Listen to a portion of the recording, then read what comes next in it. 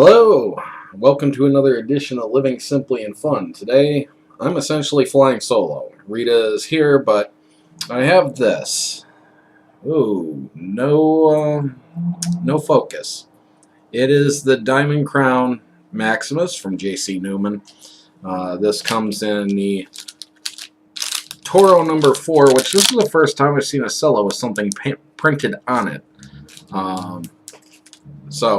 This was a gift cigar from Johnny Stix, and Rita will be reviewing this at some point. We're hoping to get her a copy of this so that she can review it. Anyways, this comes with a $10 price point per stick, which isn't all that bad, actually. I mean, I've seen cigars that go a lot more than this, and so I kind of thought this was going to be like a $20–$30 stick. Diamante, $33. Yes, like the Diamante, $33 plus tax. This was introduced in 2003, and it was a combination effort between Stanford Newman and Carlos Fuente, who blended it. It is rolled at the Fuente factory in the Dominican Republic. The wrapper here is... interesting thing is it's listed in some places as being a Sumatran wrapper. It doesn't really have that Sumatran look to it. It's called an Ecuadorian El Bajo sun-grown wrapper, and it's grown on the Oliva family farm in the Dominican, or in Honduras, or Ecuador. Yeah, Ecuador. It has a Dominican Republic long filler and a Dominican Republic binder as well. I do have a question about your binder in this video. You were talking about it being from the Oliva family. Yes. Do you mean the one in Esteli, Nicaragua, or the one that's actually the tobacco company? That's confusing because it's supposedly the Oliva family who's out of Esteli, but this is grown in Ecuador on the family farm. So, kind of a few little confusing things there. I didn't get a chance to look it all up. Kind of more excited to give this a try, and Rita says blame it on her because she said hurry up and move it because she wanted to get back to the computer, and I was taking too much time looking up info on this.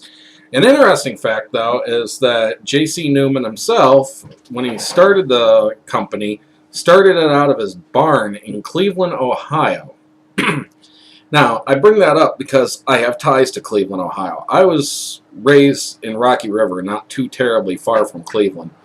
And it would have been interesting to know this then, so I could have gone and stopped by and seen the birthplace of the J.C. Newman cigars. Anyways, I should try to cut this up so I don't have to do that. I was going to ask you, you're a Clevelander, and I know that you're in a video and you're doing things, but from Cleveland, where is Urbana? You know, I don't know offhand. Well, thank you. I'm glad you covered that. And this was with a normal cutter, no perfect cutter.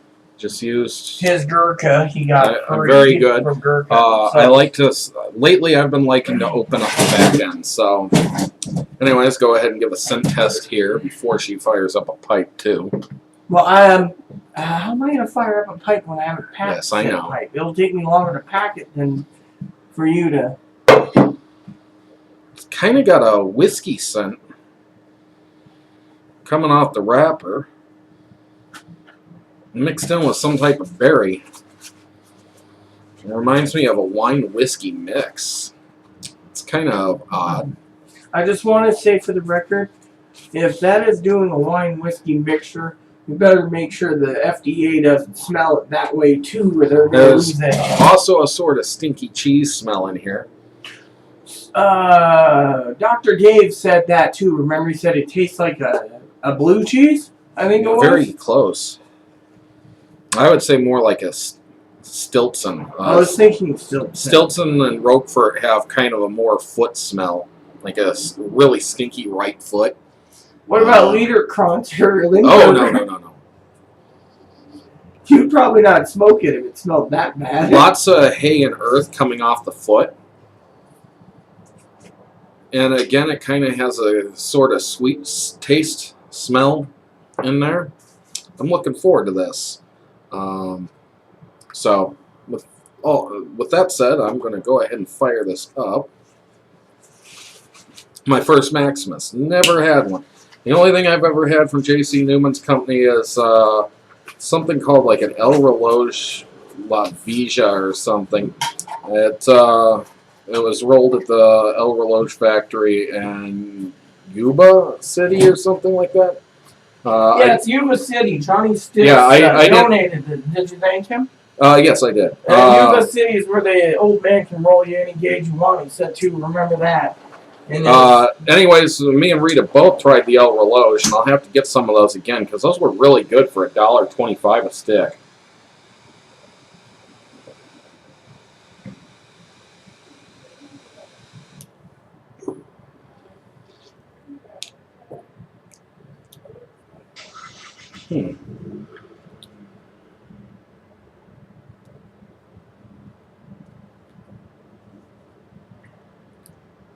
Kind of a cinnamon hit right at the beginning, like fresh cinnamon. Kind of the smell you get from the grating, not the flavor of, a nice fresh cinnamon, but nice smell to it.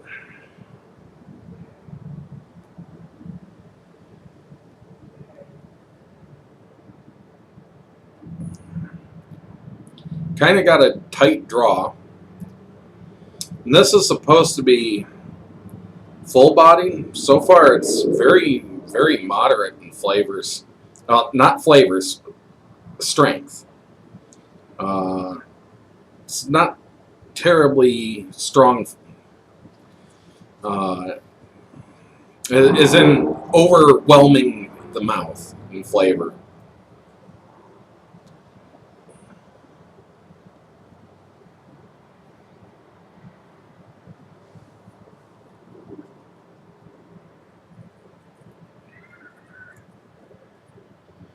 Very nice retro hail that's hay and oat.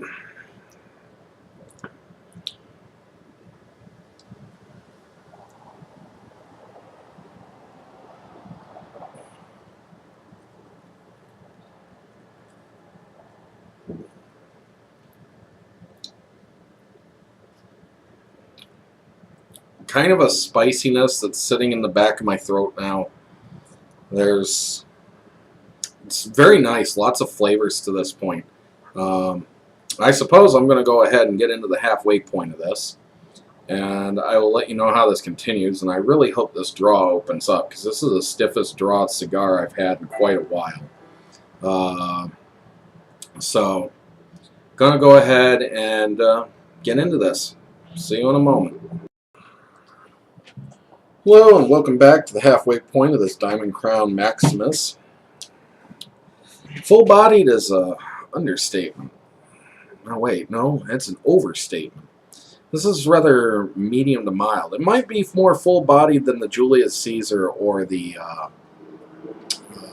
Diamond Crown itself, but as full-bodied smokes go, no, not quite full-bodied. Very complex. One thing I'm picking up is a bit of salt and some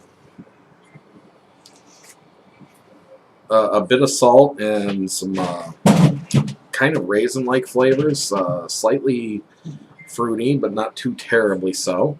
There's kind of some spicy notes. There's definitely some Ligero in here.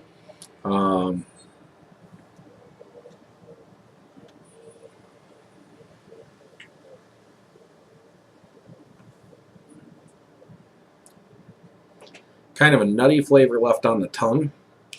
There's just lots of flavor in here. I could continue trying to pick things up. Predominantly, there's a coffee taste too. Just a very nice cigar. The draw has kind of opened up a little bit for me, but it's still a tighter draw than I'm used to lately in cigars. But I'm not going to try to fix that. I think due to the wind, I've had a few little errors with but nothing I've had to fix. Just some hangnails that have fixed themselves, and some burn-off ash that, you know, little piece where it burned around, and then I still have a bit of the wrapper that came off with the ash, but big deal.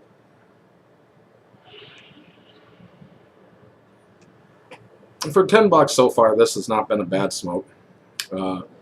Definitely thank you, Johnny Stix, for getting the opportunity to try this.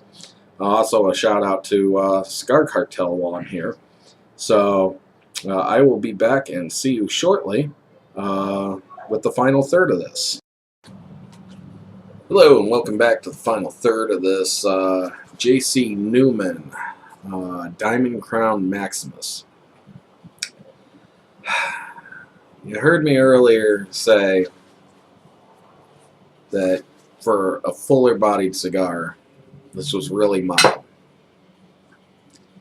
About the halfway point, it does a 360 on me, and it's kicked into full strength. So, is this a full strength cigar? Yeah, after the first half. First half is delicate, very light flavors. You just kind of dance around your mouth. Really nice and pleasant. And then, bam. I got to do the Emerald Lagasse. Bam. It just gets spice straight out. However, it's not just spice. There's fruit with the spice. It's kind of like an Indian fruit chop in a cigar. It's kind of got the pepper. It's got the black salt flavors. Yes, there is a thing called black salt. It does not taste like regular salt. I use it to cook now and then. It has a sweetness to it. A bit of caramel, some espresso. When that espresso started creeping in, that was the beginning of this going to full strength. So far, this cigar has been a cigar with different facets. It is not just straight up this flavor. This is, it wants to be this flavor, now it wants to be that flavor, now it wants to be this flavor, now it wants to be that flavor, now it's going to transition and do a whole different thing and become a new cigar altogether. Very pleasing on that.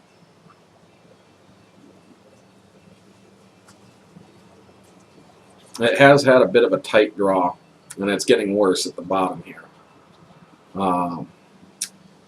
And I don't know if that's the cigar or I don't feel a knot in here. It just seems to be a cigar with a tight draw. Could be that I did a bad cut job on the back, but that should be okay too. No wonkiness. Other than what I mentioned earlier, where it kind of got a hangnail and then it burned around the hangnail and a piece of the wrapper just burned off and fell into the ashtray. Needed no fixes though. Am I playing around with it?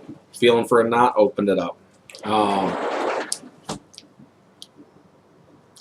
It's got some leather notes. This altogether has been a stellar cigar in the fact that it is an ever-changing cigar, and yet I think that this is very typical of the way a Diamond Crown is supposed to be. I'd have to smoke more than one to tell you, is this the same experience both times? But I have a good hunch, given the fact that this has Oliva tobacco, Oliva. It has a conglomeration of Carlos Fuente and Stanford Newman working together, and it's considered a super premium cigar. However, it did only receive a 90 rating by Cigar Aficionado. Kind of surprising to hear that one. But I'm loving this. So, if you happen to stumble across one, I would definitely go ahead and recommend that you pick one up. They're $10 a stick on cigar.com. I know CBids has them going about $8 a stick. I was looking there earlier.